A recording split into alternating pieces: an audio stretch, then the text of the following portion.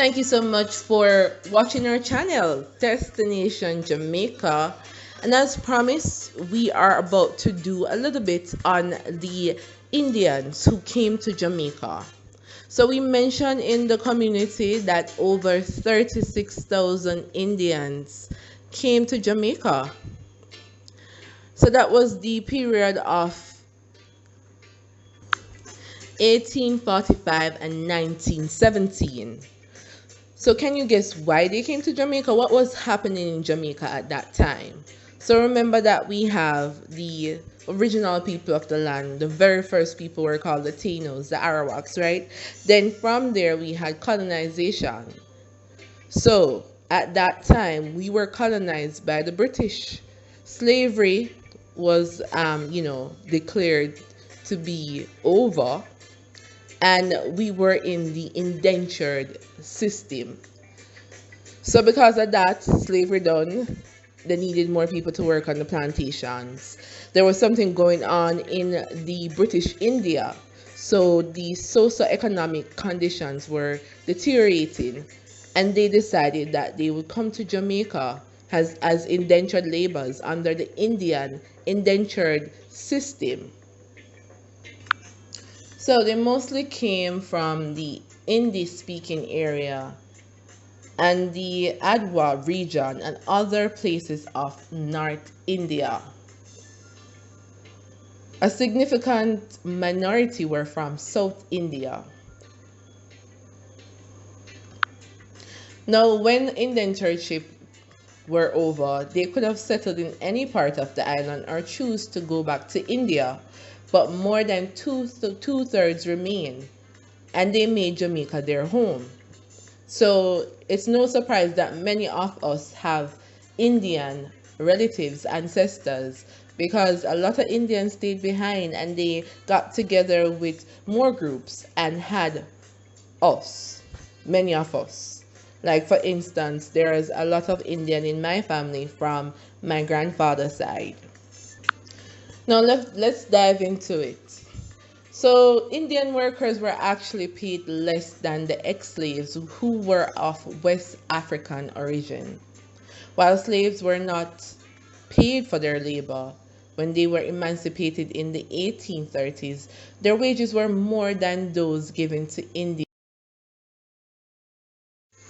So the first ship carrying workers from India, the Maidstone, landed at Old Harbor Bay in 1845. It had 200 men, 28 women under 30 years old, and 33 children under 12 years old from various towns and villages in northern India. So the numbers arriving increased to over 2,000, and that was like 3 years later, at which point the Indian government halted the scheme to examine its working. The program then resumed in 1859 and continued until the outbreak of World War I. By the 1870s, stories of the hardships suffered by Indian indentured workers were causing disquiet on the subcontinent. Indian indentureship ended in 1917 to the Caribbean in territories of Jamaica, St. Vincent, St. Lucia, Trinidad, Grenada, St. Kitts, Guadeloupe, and more. 2 shillings and 6 pence were deducted from their maga wages for rice and flour, dried fish or goat, peas and seasoning, which constituted their rations. Chicken received half rations, but the plantation managers were warned to treat the children well, with quarterly medical checkups provided. Well, in theory, that's what they're saying. The overwhelming majority of the immigrant laborers were Hindu, but little provision was made for their faith and cultural practices. Non-Christian unions were not recognized until 1956, and many by that time had accepted Christianity and adopted English names. Higher caste Indians were prohibited from immigrating to the Caribbean, so many did not give their family names as they embarked. Working on the plantation was no easy journey. Many were not allowed to leave the plantation without a permit. They had to pay fines or even were imprisoned if they did so. Many of the workers and their families suffer from yaws, hookworm, and malaria. That's sad. So the indentured labor, the conditions, it varied from between 1 year and 5 years, with the workers being released if they fell ill or, them buy themselves out of them contract. So after their indentureship ended, it could be that many wanted to stay or return home, but there was a lack of ships available to take them home. So that might have caused many of them to stay on. So ships, they refused to sail if not full, and at times were oversubscribed, leading to sometime expired workers being left behind. So during World War I, German submarine warfare and a lack of ships further cut the numbers able to return. The Indian government did not encourage the return of workers, as many were destitute, ill, or had lost touch with their own culture. The Indian workers tended their own gardens after the work on the plantation was done to supplement their diet.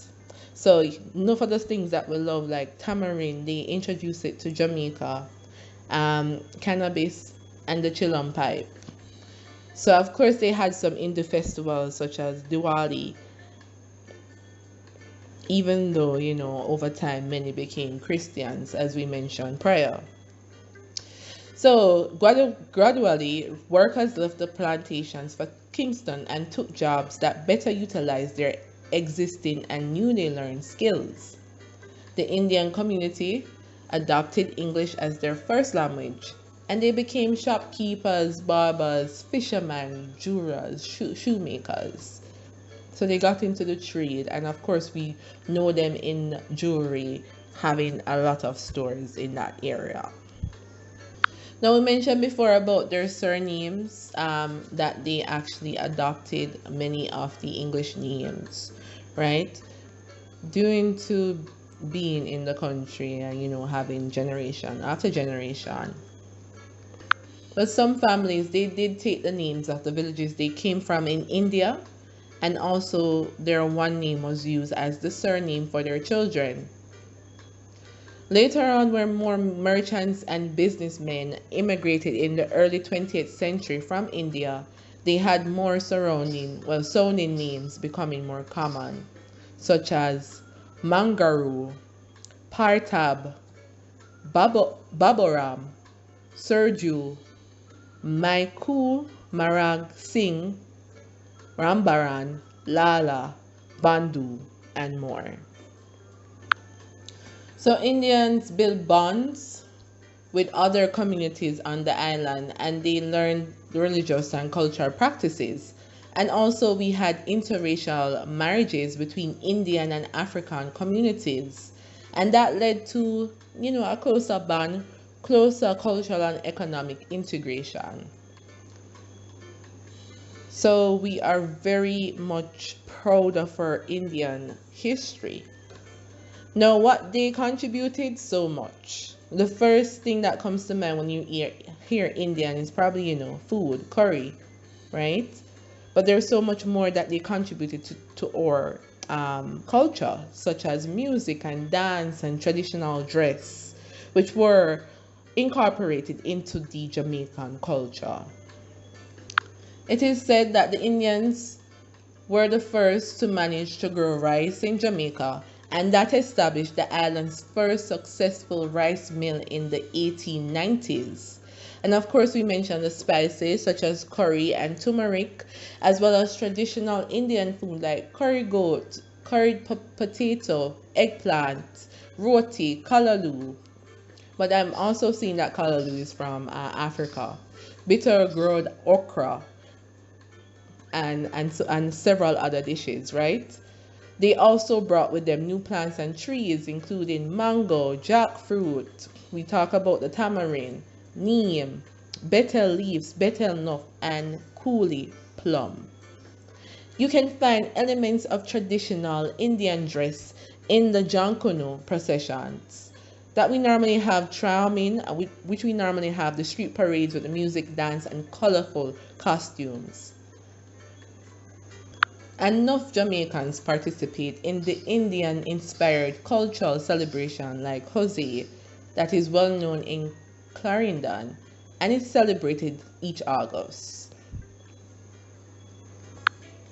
And of course, we know of how they impact the jewelry industry. So they own a lot of the jewelry stores. And some Indians were able to buy generous properties as part of government land settlement schemes during the 1960s. In 1995, the government of Jamaica proclaimed May 10 as Indian Heritage Day in recognition of the Indians' contribution to the social and economic development of Jamrock. On March 1st, 1998, the National Council for Indian Culture in Jamaica was formed. It is the umbrella organization of Indian associations with the mission to preserve and promote Indian culture. So that's it for the Indians who came. Big up to the Indians. We love you. And that's one group, which is a part of or out of many, one people. As you know, Jamaica is a melting pot of races, cultures, cuisine, right? And we wanted to share more as to why that is. We'll be speaking on other groups throughout this month. We're gonna touch on the Africans, of course, the Chinese, the Jews, the Syrians, the Germans, and any other group based on our research. So that's it. We hope you learned something. We hope you were informed. And thank you so much for watching, listening, subscribing, sharing, right? We appreciate your time, your engagement, you. So that's it for now, all. Have a wonderful night. Stay hopeful, stay blessed, stay safe, and we'll chat soon.